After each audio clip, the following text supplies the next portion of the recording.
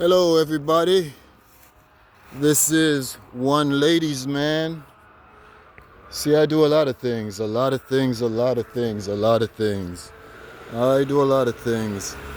One thing I do in my neighborhood is I go around and I clean up all the leaves. Got a lot of energy burning off. So these leaves right here, I cleaned them up 1:30 this morning. That's right, I said 1:30 this morning. You see, there's a lot of veterans from the U.S. Armed Forces, whether you're talking about Navy men or Navy women, or whether you're talking about Air Force personnel, or whether you're talking about Marines, Semper Fi, do or die, or whether you're talking about Coast Guard or United States Army. There's a lot of military personnel who have problems sleeping. A lot of women, a lot of men. Millions of us all over this country, but you never hear about us on the news. We just nicely kept secret. Well, I'm one of those. I sleep 3 hours per night. That's right, I said it, 3 hours per night. Thank God I don't have nightmare. I don't have nightmare. I go to sleep for 3 hours and bam, I'm up. It started after I came back from Kuwait. I was in Kuwait during Desert Storm, and that was back in 1994. That's when I was in Kuwait. I was a C-5 Galaxy flight engineer, and for those who do not know what a flight engineer is, how can I explain? A flight engineer is a pilot's assistant. That's the person who actually helps the pilots make the real-time decisions on flying the plane. So you could find me up there in between the pilot and the co-pilot, and I'm looking over at the co-pilot and I'm going, "Ma'am, number 2 engine is on fire. Recommend that we shut it down and find a place to land, ma'am." And I'm standing by with the engine shutdown checklist, ma'am. At which point the pilot in command, PIC, pilot in command, PIC, that's the person who's actually flying the plane, the PIC, the pick, the pilot in command, will give me the okay, say, good idea, engineer. Let's run the engine shutdown checklist. And I say, yes, ma'am. And I start to read off everything that we need to do to shut an engine down in flight. First thing is fire handle pull. It shuts off fuel, shuts off hydraulics, shuts off fuel and shuts off hydraulics.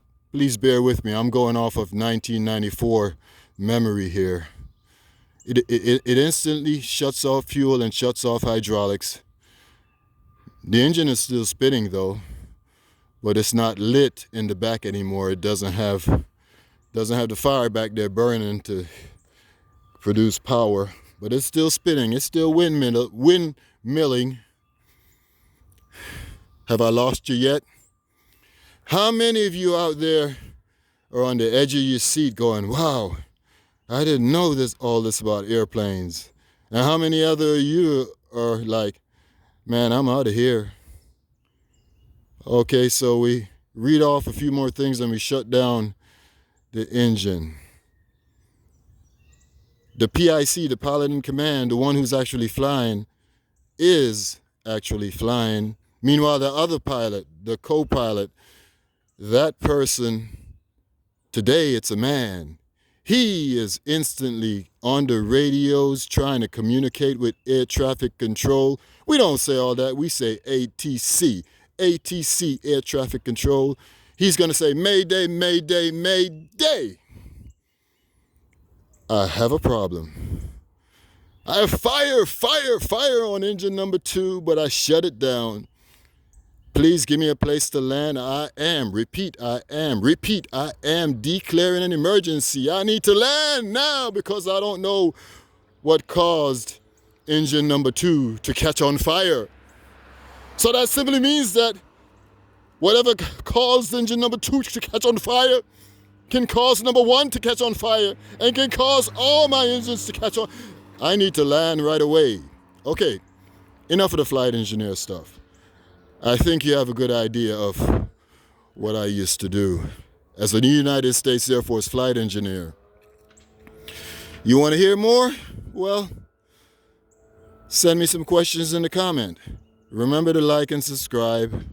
I am One Ladies Man. Name of my channel, One Ladies Man Cooking for Beginners. I done warned you, I done told you. There's gonna be more than cooking on my channel, so don't sell me short. A chef's assistant, that was just one of my jobs. I've had over 70. Can I tell you about the time I was in the radio station? Can I tell you about the time I worked politics? Can I tell you about the time I was a private chauffeur and I went to the White House and what the Secret Service did to me? When I was coming back into the White House, had my ID and everything ready. The Secret Service saw me, they said, "Oh no, you good. Go on in, man, you good. We remember you. Yeah, we remember you." You see, I did something earlier that was really funny, so they remember me. Over 70 careers I done had. Yep. Chef's assistant is just one of them. You want me to tell you about the time I was a taxi driver? I chose the night shift because there was less competition from other taxi drivers. So here I am in downtown Silver Spring in the night, Silver Spring, Maryland, and this crazy man jumps in my cab. Must have been about 1 o'clock in the morning. Now check this. I've got 16 years United States Air Force. I'm a marksman with the pistol and the rifle. I've got anti-hijack training, prisoner of war training, water survival training, extreme cold weather training, jungle survival training, all kinds of training. This man jumps in my cab and starts to act a fool. Well, I beat him to it. I said, "Oh, you gonna act a fool? Nah, man, I'll show you a fool." So I locked the doors and slammed on the gas. Those Crown Vics back then instantly took off because it was a surplus police car. Instantly took off. I went blasting downtown Silver Spring, running through red lights, swerving and turning, swerving and stuff going.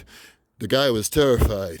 He said, "Let me out, let me out. I stopped, turned around and looked at him and said, "Not until you pay me." The guy took a 10 or something like that. He threw it at me, said, Here, let me out. Because he tried to get out, but the doors were locked. He said, let me out. I unlocked the door. Guy got out. Just before he got free, I said, "Thanks for your business." Guy took off. See, you never know who you're encountering. Us veterans, we have a lot of training and experience, and you never know when it's going to come out. I am One Ladies Man. Name of my channel is One Ladies Man Cooking for Beginners. My name is Andrew, but you can call me Drew. No, you're not going to see my face in this because it's not about my face, it's about cooking. When I get around to it, okay, I'll get around to it. I say in the next couple days we're going to start off cooking. We're going to start off with boiling water. You'll be surprised how many women can't boil water. We're going to boil water. We're going to do all the things that boiling water can do, from boiling eggs, making coffee, making oatmeal, making tea, making noodles. I think that's enough for now. So why don't you join me? You should have your pots by now. I've been telling you over and over to get your pots. I am one lady's man. My name is Andrew, but you can call me Drew. Now listen. If you can cook, my channel isn't for you. If you can cook, my channel isn't for you. Repeat, if you can cook, my channel is not for you. Okay. I've said all I'm going to say for now. Over and out. Bye-bye. Oh, I'm standing in front of the pantry. The neighborhood pantry. Food gets put out, and you just walk by and get what you want. Yeah, it's kind of groovy like that. I'm here in Tacoma Park. It's a little city that's right next to Silver Spring. It's funny because Tacoma Park also exists in Washington, D.C. and Maryland. Tacoma Park, I'm on the Maryland side. But if you cross the street, you have Tacoma Park on the District of Columbia, D.C. side. Anyway, that's enough. I done said all I'm gonna say for now. One lady's man, over and out. Enjoy your day. I'll say it in Russian. I'll say it in Ukraine. See you later. До свидания. До свидания.